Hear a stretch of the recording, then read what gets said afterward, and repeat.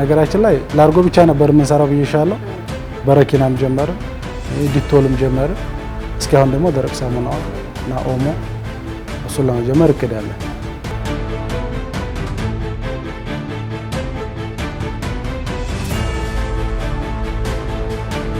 sababkaadina korsi socona unde insha Allah nadaafad waxyaabina nadaafadana ku sii tarno sida saabunta dhagaxda kale waxyaabihi noocyada ka kooban dhan sida oomadi oo kale waan ku tiri jiray insha Allah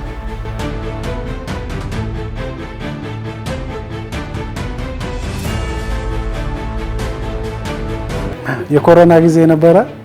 የኮሮና ጊዜ ያው አልኮል ለማምረት ነበር። ኮሮና ታስታውሽ ከሆነ ለአልኮል ነበር የታቀደ የነበረችው ትንሽ የማሽን ነበረች። ያው አልኮል ያን ያክል ተደራሽነት የለውም። ህብረተሰቡም ፍላጎቱ አናሳ ስለሆነ ለምን ይሄን ስራ እንሰራም በሚል ወደ ስራ ገብተናል።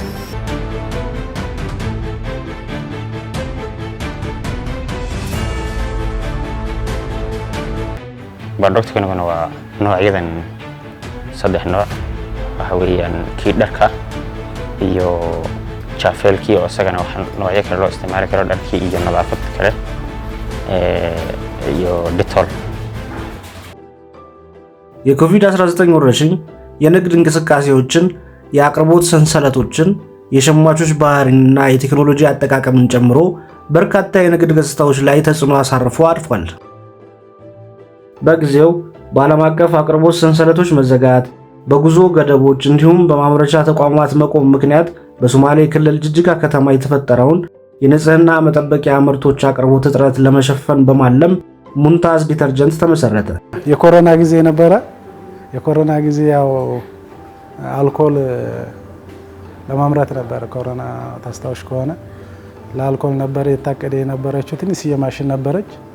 ያው አልኮል ያን ያክል ተደራሽነት የለውም። ህብረተሰቡም ፍላጎቱ አናሳ ስለሆነ ለምን ይሄን ስራ እንሰራም በሚል ወደ ስራ ገብተናል። ፈሳሽ ሳሙና ብቻ ነበር፣ ያው ላርጎ ብቻ ነበረ። አሁን በረኪናም ጀምረናል፣ ዲቶልም አለ። በጣም አሪፍ ነው። የህብረተሰቡን አቅም ባማከለ ነው። በዛ ላይ ዲቶልም ማህበረሰቡ በጣም የወደደውና የተመቸው ምርት ነው። በረኪናውም እንደዛው የህብረተሰቡን አቅም ባማከለ ነው። ለማንኛውም ዝቅተኛ ኗሪ ህዝብ ነው አብዛኛውን እኛ መቶን የሚገዛ። እኛም ደግሞ ለነሱ የምናደርገው ከ1 ሊትር ጀምሮ እስከ 20 ሊትር ድረስ አለ። 1 ሊትር 70 ብር፣ 2 ሊትር 130። ያው ያቅምሽን አንቺ ብር የለኝም ብለሽ አትመለሽም ዝመተሽ። ሌላ ያነጋግርናቸው የሙንታዝ ዲተርጀንት ሰራተኛ አቶ አህመድ እስማኤል ስለ ድርጅታቸው አመሰራረት የሚከተለውን ብለውናል። አህመድ እስማኤል productkana waa አህመድ እስማኤል እባላለሁ። የሙንታዝ ዲተርጀንት ባለሙያ ነኝ። ድርጅታችን ሲመሰረት 3 ሰራተኞችን በመያዝ 1 ሚሊዮን ጠቅላላ ሀብት ነበረው። የቴክኒካል ስልጠና እንዲሁም የግብአትና የገበያ ትስስር መንግስት ቢያመቻችልን ከዚህ የተሻለ ስራችንን ለማስፋፋት እንችላለን። ድርጅታቸው ለወደፊቱ ሁሉንም አይነት የንጽህና መጠበቂያ ምርቶችን ማምረት እቅድ እንዳለው አቶ አህመድ አያይዘው ገልጸዋል። የግብአት አቅርቦት ችግር ከፍተኛ ተግዳሮት እንደሆነባቸው የገለጹት ሌላው የሙንታዝ ዲተርጀንት ሰራተኛ አቶ መሐመድ ጀማል መንግስት የግብአት ትስስር ችግራቸውን ከቀረፈላቸው ስራቸውን የማስፋፋት እቅድ እንዳላቸውም ጠቁመዋል።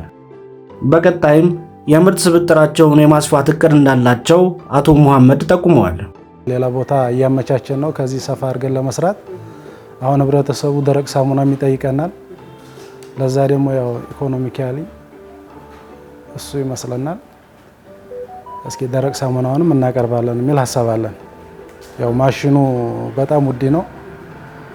ለዛ ነው እስካሁን የዘገየው። 2 አመት 3 አመት ሆነው። ያው እቅዱ ካለ በነገራችን ላይ ላርጎ ብቻ ነበር የምንሰራው ብዬሻለሁ። በረኪናም ጀመርን፣ ዲቶልም ጀመርን። እስካሁን ደግሞ ደረቅ ሳሙናው እና ኦሞ እሱን ለመጀመር እቅድ አለን። ስራውን ሲጀምሩ የማስታወቂያና የፕሮሞሽን ስራ ባለመስራታቸው እንደተጎዱ የጠቆሙት አቶ መሐመድ ስራውን የተሻለ የደንበኞች አያያዝ ስርዓት እንደሚያስፈልገው በመግለጽ ምክራቸውን አስተላልፈዋል። ያጋጠመን ችግር ምን ነበረ? ዝም ብለን ወደ ስራው ስለገባን ስለ ስራውም ስለ ግንዛቤው ስለሌለ የዛን ጊዜ እኛው ትንሽ ተቸጋግረን ነበረ፣ እቃ ይቀመጥ ነበር። አሁን ግን ምንም አይነት ችግር የለብንም፣ አልሐምዱሊላህ ተሻሽሏል። አሁን ከዚህ በላይ መስራት እንፈልጋለን። ያው እንደነገርኩሽ ደረቅ ሳሙና እና ኦሞ አሁን እሱን በይበልጥ አሁን እሱን ለመስራት እቅዱ አለን።